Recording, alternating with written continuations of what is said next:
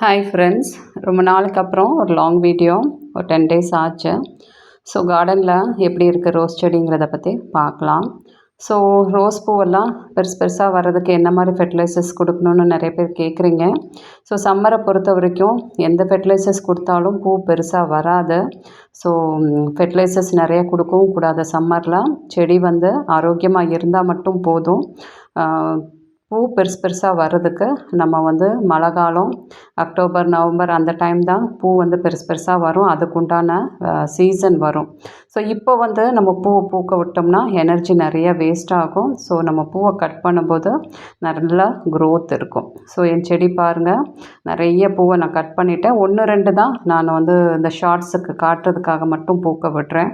மிச்சம் எல்லாமே நான் கட் பண்ணிடுறேன். ஸோ கோகோனட் ஐஸ் பாருங்கள், இது வந்து மழை காலத்தில் ரொம்ப அழகாக பூத்துச்சு. இப்போ வந்து அதோட அழகு வந்து கொஞ்சம் கம்மியாக தான் இருக்குது. விரிய மாட்டேங்குது. செடியே ரொம்ப ஸ்ட்ரெஸ்ஸாக இருக்கும் உங்களுக்கு, இந்த வெயிலுக்கு டெம்பரேச்சருக்கு அந்தளவுக்கு உங்களுக்கு பெர்ஃபார்ம் பண்ணாது. அதே மாதிரி நிறைய சில செடி பூக்கும், அதாவது தளிரெல்லாம் வரும். அந்த மொட்டை கட் பண்ணிட்டா சில செடி வந்து தளிர் வராது. உங்களுக்கு வந்து அது அப்படியே ஸ்டாப் ஆகிடும் க்ரோத்து. ஏன்னா டெம்பரேச்சர் ஹெவியாக இருக்கிறனால இந்த செடியெல்லாம் பாருங்கள், நான் கட் பண்ணதுக்கப்புறம் ஒரு 10-15 நாள் க்ரோத்தே இல்லை, அப்படியே நிற்கிது. ஸோ நம்ம வந்து அது ஸ்லீப்பிங் மோடுக்கு போயிடுச்சு. இப்போ எந்த ஃபெர்டிலைசர்ஸ் கொடுத்தாலும் பிரயோஜனம் இல்லை. ஃபெர்டிலைசர்ஸ் நிறையா கொடுக்க அதுக்காக நிறைய பிரச்சனை வரும். ஸோ அது எதுவுமே கொடுக்கக்கூடாது. தண்ணியை மட்டும் கொடுத்தா போதும். திருப்பி ஏதாவது தளிர் வருது அப்படின்னு தெரியும் போது ஹியூமிக் மாதிரி லிக்விட் ஃபெர்டிலைசர்ஸ் ஆர்கானிக் ஃபார்மில் நம்ம இந்த செடிகளுக்கெல்லாம் கொடுக்கணும். ஸோ கெமிக்கல் ஃபீடுங்கிறத ரொம்ப குறைச்சிடணும். என்பிகேஸ் எல்லாமே வந்து 1 கிராம் கொடுக்குற இடத்துல 1/2 கிராம் தான் கொடுக்க சொல்லியிருக்கேன். நம்ம மழை காலத்தில் கொடுக்குற அளவுக்கு இப்போ கொடுக்க முடியாது. ஸோ இதெல்லாம் தழுக்குது, சில செடியெல்லாம் தழுக்குது. ஸோ இது க்ரௌன் பிரின்சஸ் மார்கரெட்டை பாருங்கள், ஒவ்வொரு இதுலேயும் உங்களுக்கு அந்த கனவுலேயும் உங்களுக்கு குட்டி குட்டியாக வருது. மேலே ஒரு 3 பூ வந்துச்சு, அதை கட் பண்ணேன். கட் பண்ணதுக்கப்புறம் இந்த அளவுக்கு அது பிரான்ச்சஸ் விடுது. ஸோ ஒரு கொடி வகை சார்ந்தது இது. நல்லா வந்து பெருசாக வரும்னு நினைக்கிறேன். உங்களுக்கு இந்த அளவுக்கு நல்ல ஒரு க்ரோத் இருக்குது. ஸோ என்கிட்ட 2 இருக்குது. ஒன்று கொக்கோபீட்டில் வச்சுருக்கேன், ஒன்று சிண்டரில் வச்சுருக்கேன். இது பிளான்ட் ரோஸ் வுட்டில் வாங்கினது, ஒன்று வந்து புஷ்பாஞ்சலியில் வாங்கின செடி. ஸோ இப்போதைக்கு இப்படி தான் இருக்குது கார்டனில். உங்களுக்கு மெயின்டெனன்ஸ் வந்து உங்களுக்கு வந்து நல்லா வந்து மல்லிகைப்பூ செடி நேற்று காமிச்சேன் பாருங்கள். உங்களுக்கு வந்து நல்லா உங்களுக்கு இந்த சாப்பாடெல்லாம் கொடுக்கும்போது இந்த அளவுக்கு ஒரு க்ரோத் இருக்கும். ஸோ அதே மாதிரி செம்பருத்திக்கும் மல்லிகைப்பூ செடிக்கு என்ன ஃபீடு கொடுத்தோமோ அதே ஃபீடை கொடுத்தாலும் செம்பருத்தியும் அழகாக பூ பூக்கும். வெயில் நல்லா படுற மாதிரி அந்த இடத்துல நம்ம இதை வச்சிடணும். வச்சிங்கன்னா ஆட்டோமேட்டிக்காக உங்களுக்கு நல்லா இதை பெர்ஃபார்ம் பண்ணும். ரோஸஸ்க்கு கொஞ்சம் ஷேட் வேணும்.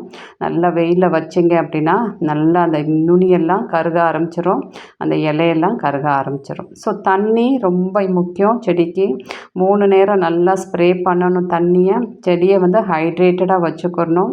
உங்களுக்கு அந்த தண்ணி குறைஞ்சிச்சு அப்படின்னா செடி பெர்ஃபார்ம் பண்ணாது, கொஞ்சம் கொஞ்சமாக டைபேக்கை நோக்கி போயிடும்.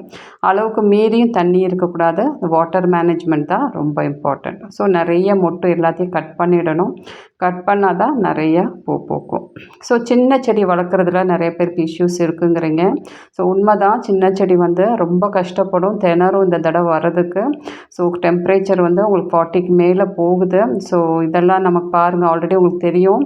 இது வந்து மூன்ஸ்டெட் வுட்டுங்கிறது ரொம்ப கஷ்டப்பட்டு தான் வருது. நல்லா வருது, அந்த மைட்ஸ் வந்து சாப்பிட்டு போயிடுது.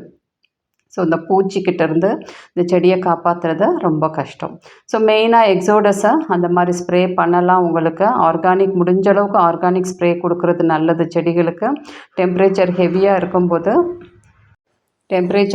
இருக்கும்போது நமக்கு வந்து நம்ம கெமிக்கல் ஃபீடு அதே மாதிரி கெமிக்கலை இன்செக்டிசைடெல்லாம் ஸ்ப்ரே பண்ணும்போது இஷ்யூஸ் நிறையா வந்துடும்.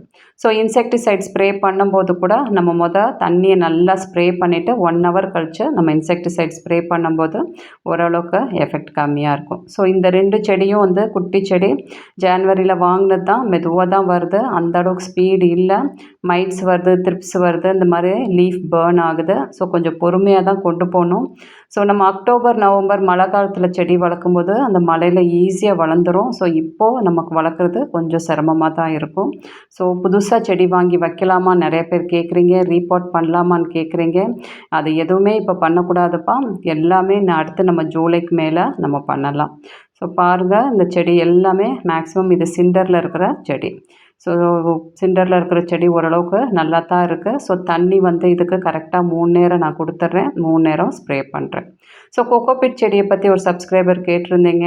எனக்கு கொக்கோபிட் செடியை இந்த சம்மரில் எப்படி மெயின்டைன் பண்ணுறது அப்படின்னு. ஸோ பாருங்கள், இது கொக்கோபிட்டில் வளர்கிற செடி தான். இது பாருங்கள், த்ரிப்ஸ் வந்தால் இலை இப்படி சுருண்டுரும் உங்களுக்கு. அந்த மாதிரி மைட்ஸ் வந்தால் எல்லோ கலரில் லீவ்ஸ் எல்லாம் அந்த மாதிரி உங்களுக்கு கலரு டிஸ்கலரேஷன் வந்துடும். ஸோ கொக்கோபிட்டில் இருக்கிற செடிகளுக்கு நல்லா தண்ணி கொடுக்கணும். ஒன்ஸ் நீங்கள் காலையில் கொடுத்து இந்த மாதிரி மூடி வச்சிடணும். உங்களுக்கு வந்து சீக்கிரம் ட்ரை ஆகிடும். உங்களுக்கு இப்படி ஓப்பன் பண்ணி வச்சிங்கன்னா மேலே அந்த ஒயிட் ரூட்ஸ் எல்லாம் ட்ரை ஆச்சுன்னா ஆட்டோமேட்டிக்காக அந்த மேலே அந்த இலையெல்லாம் உதிர ஆரம்பிச்சிடணும். ஸோ ரொம்ப கேர் கொடுக்கணும். தண்ணி காலையில் ஒன்ஸ் கொடுத்துட்டு, இது எல்லாமே என்கிட்ட கொக்கோபிட்டில் இருக்கிறது தான். தண்ணி மட்டும் காலையில் ஒன்ஸ் ஃபுல்லாக நனைச்சி விட்டுறணும். அதாவது அந்த ஹோல்ஸ் வெளியில் வர அளவுக்கு தண்ணி கொடுத்துடணும். உங்களுக்கு அதுக்கப்புறம் ஒரு மத்தியானமும் சாயங்காலம் வந்து தண்ணி ஸ்ப்ரே மட்டும் பண்ணால் போதும் கொக்கோபிட்டுக்கு.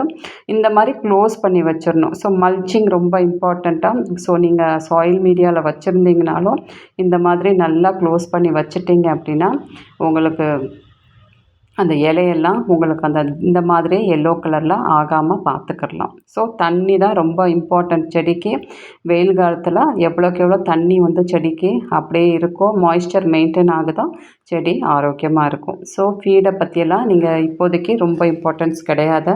மெயினாக ஹியூமிக் கொடுக்கணும். வீக்லி ஒன்ஸ் ஹியூமிக் கொடுக்கணும், சீவீடு கொடுக்கணும். அதே தான் நான் சொல்கிறேன். உங்களுக்கு 13-40-13ங்கிற என்பிகே நீங்கள் அது வந்து ரூட்டுக்கு உண்டான என்பிகே, இல்லைன்னா 12-61ங்கிற என்பிகே மெயினாக நீங்கள் செடிக்கு வீக்லி ஒன்ஸ் கண்டிப்பாக கொடுக்கணும். இந்த 3ம் கொடுத்தாலே போதும். உங்கள் செடி வந்து அது வாட்டுக்கு உங்களுக்கு ரூட்டில் நல்லா டெவலப் பண்ணும். அப்புறம் நல்லா பூ பூக்கிறதெல்லாம் இப்போ தேவை கிடையாது. பூ பூக்கிறதுக்கு உண்டான ஃபெர்டிலைசர்ஸ் எதுவுமே நம்ம இப்போ கொடுக்க தேவையில்லை. இந்த 3 மட்டும் நம்ம கொடுக்கலாம். வேணும்னா 15 டேஸ்க்கு ஒன்ஸு பேலன்ஸ்டு என்பிகே 20-20-20 இல்லைன்னா 19-19-19 வித் எப்சம் சால்ட்டோட நீங்கள் மிக்ஸ் பண்ணி கொடுக்கலாம். நீங்கள் அதை ரொம்ப அடிக்கடி கொடுக்கணுன்னு அவசியம் கிடையாது. ஏன்னா பூவெல்லாம் இப்போ பூக்க போகிறது கிடையாது செடி. அதாவது 0050 கூட பொட்டாஷ் கூட இப்போ நமக்கு அந்தளவுக்கு தேவையில்லை. உங்களுக்கு மெயினாக வந்து 13-40-13ம் உங்களுக்கு 12-61ங்கிற வேர் வளர்ச்சிக்கு உண்டான சாப்பாடு கொடுத்தாலே போதும். ஹியூமிக் கொடுக்கணும், சீவீட் கொடுக்கணும். மைக்ரோ நியூட்ரியண்ட்டை கண்டிப்பாக ஸ்ப்ரே பண்ணணும். ஸோ சாப்பாடெல்லாம் ஈவினிங் கொடுத்தா போதும். 4 மணிக்கு மேலே கொடுங்க, காலையில் கொடுக்க வேண்டாம்.